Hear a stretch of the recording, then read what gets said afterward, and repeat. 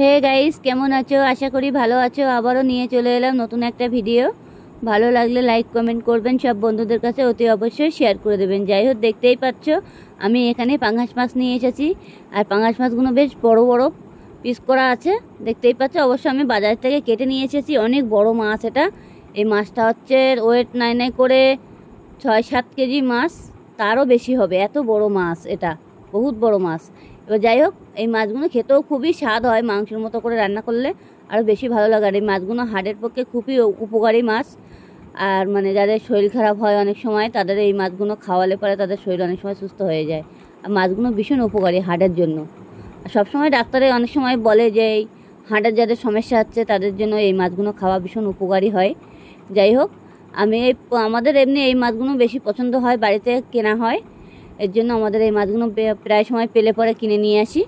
আমাদেরও খুব ভালো খায় মাছগুলো, এমনি তেল তেল থাকে। আর অবশ্য বেশি তেল দেখে নিয়ে এলেই খাওয়া যাবে না। যাই হোক, আমি মাছগুলো ভালো করে ধুয়ে নুন হলুদ মাখাই নেবো এখন। আর অবশ্য ভালো করে ধুয়ে নিতে হবে, যার জন্য খুব সুন্দরভাবে ধুয়ে নিতে হবে মাছগুলো, যাতে অনেক সময় মাটি লাগে। তো অনেক সময় মাঠে ঘাটে চাষ হয়, অনেক সময় সমুদ্রতে হয়, সেগুলো বেশি ভালো লাগে। যাই হোক, আমি এখন ভালো করে ধুয়ে টুয়ে নিয়ে এখন আমি নুন হলুদটা ভালো করে মাখাবো। এবার মাখিয়ে নিয়েছি, তার আগে তো আমি নুন হলুদ দিয়ে মাখা শুরু করে দিয়েছি। এবার আমি ভালো করে নুন হলুদটা মাখিয়ে নেবো যাতে ভিতরে ঢুকে যায়। অবশ্য মাখানোর সময় দেখতেই পাচ্ছ আমার হাতে এমনিতে পুরো তেল তেল আটকে যাচ্ছে, একদম পুরো খাসির চর্বির মতো। মাছগুলো মাংসের মতো দেখতে হবে অনেক সময়।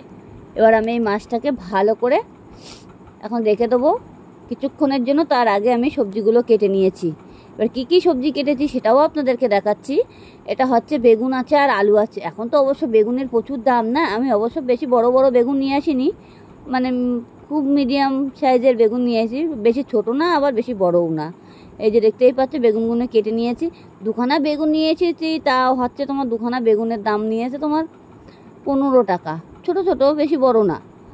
একটু বেগুনের দাম বেড়ে গেছে। যাই হোক, আমি বেগুনগুলো নিয়ে ভালো করে কেটে ধুয়ে জলের মধ্যে দিয়েছি। বেগুনগুলো জলের মধ্যে রাখতে হবে কেটে, নাহলে খার থাকবে, খারের জন্য বেগুনের তরকারিটা কালা কালা হয়ে যাবে। যাই হোক, এটাকে আমি ভালো করে 2-3 বার ধুয়ে নিয়েছি। নিয়ে এবার আমি কি কি মশলা দেবো সেটাও আমি এখন তাড়াতাড়ি করে কেটে নেবো। আমি এখানে দেখতেই পাচ্ছি দুখানা পেঁয়াজ দিয়ে দিয়েছি, আর একখানা টমেটো, আর রসুন দিয়েছি একটা, রসুন ছোটো থেকে। আর লঙ্কার ভাগটা আজকে একটু বেশি দিয়েছি। অবশ্যই এই মাছে একটু লঙ্কা দিতে হবে, কিন্তু বেশি লঙ্কা দিলে কিন্তু লঙ্কা হবে না, কেন তেলের জন্য লঙ্কাটা অনেক সময় কেটে যাবে। আপনারা যেমন খাবেন লঙ্কা তেমন দিতে পারেন, কোনো অসুবিধা নেই।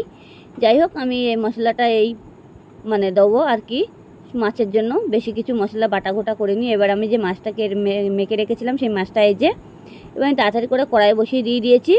এবার কড়াইটা আমার অতিরিক্ত গরম হয়ে গেছে। এবার কড়াইতে আমি তেল দিয়ে দিয়েছি।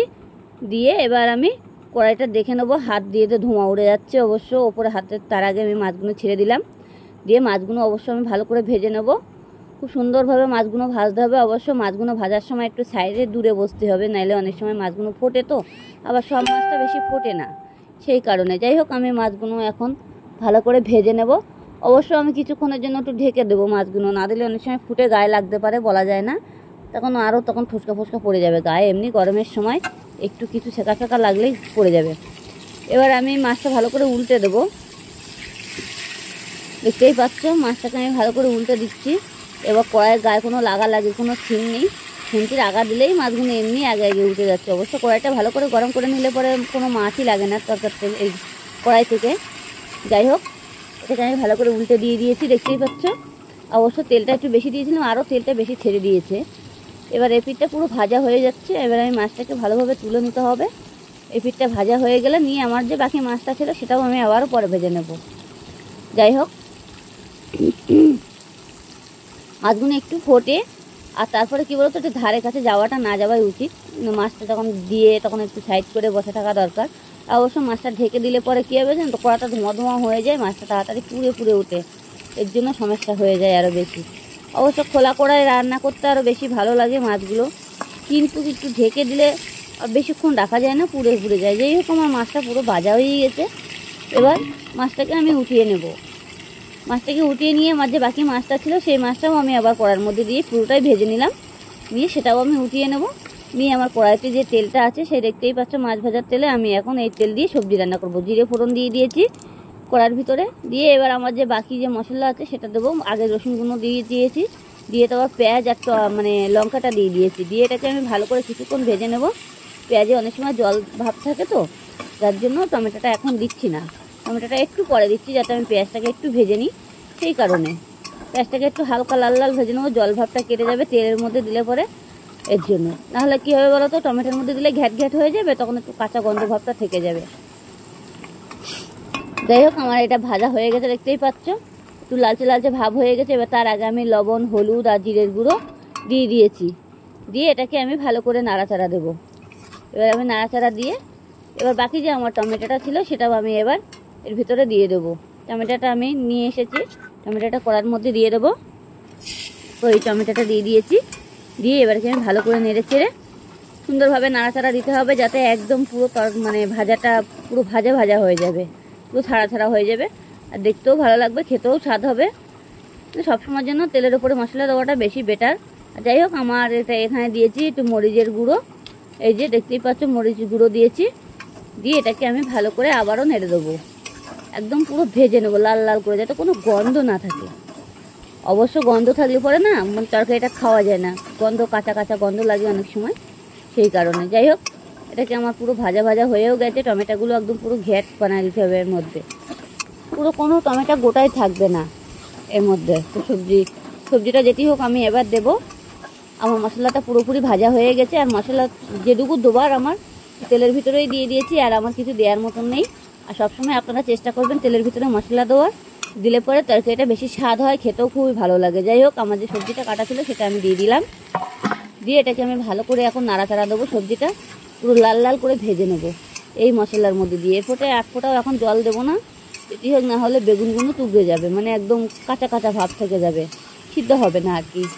এখন জল দিয়ে দিলে তরকারিটাও ভালো লাগবে না। এই যাতে মশলার মধ্যে বেগুনগুলো দিয়ে এখন আমি ভালো করে ভেজে নেব। প্রয়োজন হয় গ্যাসটাকে একটু হালকা করে কমিয়ে দিতে হবে। যাই হোক, এটা আমার পুরো কষাই করা হয়ে গেছে, দেখতেই পাচ্ছি বেগুনগুলো একদম কত সুন্দর মানে হয়ে গেছে, ভেজে গেছে তরকারিটা। আর এবার আমি জল দিতে হবে, কতটুকু জল দিতে হবে যেটি হোক, আমার এখন মাছ দেওয়ার লাগবে, একটু ঝোল ঝোল হালকা মতন, বেশি ঝোল করবো না অবশ্য, যার জন্য এবার আমি জলটা দেব। জল দিয়ে দিয়েছি, 1 বাটি জল দিয়ে দিয়েছি, আর বেশি দেবো না। এবার এই জলই থাক, বেশি জল দেওয়া যাবে না, না হলে অনেক সময় বেগুনটা মানে ঝোলটা ফুটতেও অনেকটা টাইম লেগে যাবে। আমি অনেকক্ষণ ধরে যেটি হোক কষাই করেছি তো, আর বেশি মানে জল দেওয়া যাবে না। এবার আমি এটাকে ভালো করে ঢেকে দেবো। ঢেকে দিয়ে চলো আমি 5 মিনিট পরে আবারও ফিরে আসছি। এসে আমার যে মাছ ভাজাটা ছিল সেটা আমি পাত্রে রেখে দিয়েছি। দিয়ে এবার আমি থালাটা উল্টে, মাছের ঝোলটা আমার অলরেডি ফুটে গেছে দেখতেই পাচ্ছ, সেটাকে আমি মাছটা পুরোটাই ঢেলে দেবো থালার ভিতরে, এই কড়ার ভিতরে দিয়ে এটাকে আমি ভালো করে চুবিয়ে দেবো, যাতে ঝোলটা পুরোপুরি মাছের মধ্যে ঢুকে যায়, আর খেতেও খুবই ভালো লাগবে। বেগুন দিয়ে পাঙাশ মাছ রান্না করলে হেভি টেস্ট হয়। আপনারা ঘরে বসে এই রেসিপি একবার চেষ্টা করে দেখুন, খেতেও খুবই স্বাদ হবে। অল্প একটু তরকার থেকে পুরো ভাত খাওয়া হয়ে যায়। যাই হোক, এটাকে আমি আবার কিছুক্ষণের জন্য মানে করে দেবো, ফুটাবো তরকারিটা ভালো করে, এটা ভালো করে ফুটাবো। আমার অবশ্য ফুটানো হয়েও গেছে তরকারি, গ্যাসটা এবার আমি অলরেডি বন্ধ করে দেবো। দেখতেই পাচ্ছ কত সুন্দর কালার চলে এসেছে। আমি এখন গ্যাসটাকে অফ করে দিয়েছি। এবার ভালো লাগলে লাইক কমেন্ট করবেন, আর সব বন্ধুদের কাছে অতি অবশ্যই ভিডিওটা শেয়ার করে দেবেন।